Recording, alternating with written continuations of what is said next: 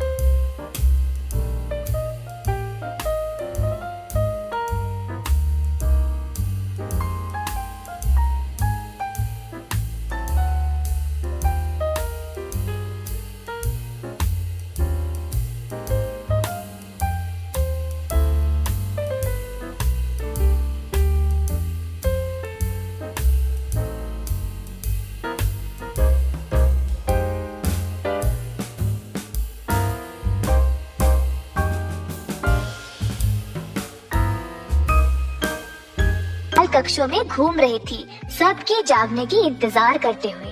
वह महल के हर एक कोने कोने तक जाने लगी। जब वह एक पुराने मीनार के पास पहुंची, अंदर गई तो उसको एक छोटा सा दरवाजा दिखाई दिया। एक जंग भरा चाबी ताले पर लगा हुआ था और जब राजकुमारी ने उसको घुमाया तो दरवाजा खुल गया। अंदर थी एक बूढ़ी महिला जो अपनी धोरी को घुमाने में व्यस्त थी। बूढ़ी महिला बहरी थी तो उसने राजा का आदेश नहीं सुना था धोरी नष्ट करने की। शुभ दिन अम्मा जी, ये आप क्या कर रही हो? मैं कटाई कर रही हूँ। ये है क्या जो ऐसे घूम रहा है?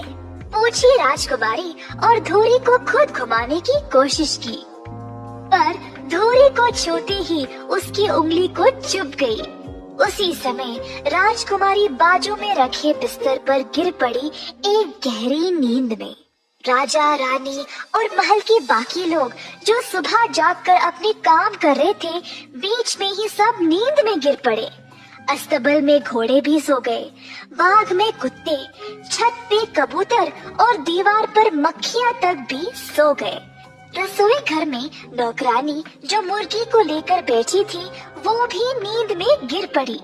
महल का बावर्ची जो किसी लड़के को शरारती के लिए डांट रहा था, अचानक से दोनों सो गए। सब कुछ एकदम से शांत हो गया। हवा भी चलना बंद हो गया और एक पत्ता भी नहीं हिल रहा था। महल के इर्द गिर्द पेड़ पौधे ऊंचा ऊंचा बढ़ते गए जब तक महल पूरा ढंप गया। इस महल की कहानी हर राज्य तक पहुंच गई और कई सारे राजकुमार आए इस महल में घुसने के लिए, पर महल के इर्द गिर्द तेज कांटों की वजह से कोई भी उनको पार नहीं कर पाया। कई साल बाद एक राजकुमार उस राज्य में आया जहाँ उसने एक बूढ़े आदमी को स्लीपिंग ब्यूटी की कहानी सुनाते हुए देखा। कहानी थी एक सुंदर राजकुमारी के बारे में जो तकरीबन 100 साल से गहरी नींद में ही रही है। उसने सुना कि कई राजकुमारों ने भी महल में जाने की कोशिश की, पर कांटों की वजह से कोई उसको पार नहीं कर पाया। जवान राजकुमार ने सोचा, मुझे डर नहीं है, स्लीपिंग ब्यूटी को मैं देख के ही रहूंगा। बूढ़े आदमी ने राजकुमार को रोकने की बहुत कोशिश की, पर राजकुमार ने नहीं माना। वर्तमान में अब 100 साल खत्म होने को ही आए थे। जब राजकुमार महल पहुंचा तो द्वार बड़े बड़े गुलाबों से ढका हुआ था। जब राजकुमार पास गया तो पेड़ पौधे अपने आप राजकुमार के रास्ते से हट गए, उसको बिना हानि पहुंचाए।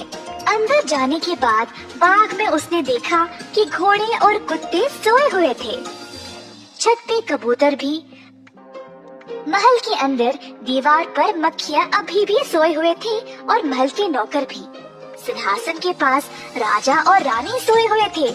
रसोई घर में बावर्ची, नौकरानी, वो छोटा लड़का, सब वैसे ही सोए हुए थे जैसे पहले गिर पड़े थे। अंत में वह उस पुराने मीनार पर पहुंचा। अंदर गया तो उसने सुंदर राजकुमारी को सोते हुए देखा।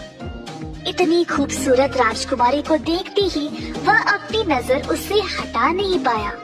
नीचे झुककर राजकुमार ने स्लीपिंग ब्यूटी को चूमा। ऐसा करते ही राजकुमारी जाग उठी और मुस्कुराई। इतनी देर क्यों कर दी? कई सालों से मैं तुम्हारा इंतजार कर रही थी। राजकुमारी के जागते ही महल के सारे लोग और जीव भी जाग उठे। सब कुछ पहले जैसा हो गया। राजकुमारी और राजकुमार ने शादी की और एक बहुत बड़े जश्न का प्रबंध किया। सारे राज्य को इस जश्न पर बुलाया गया।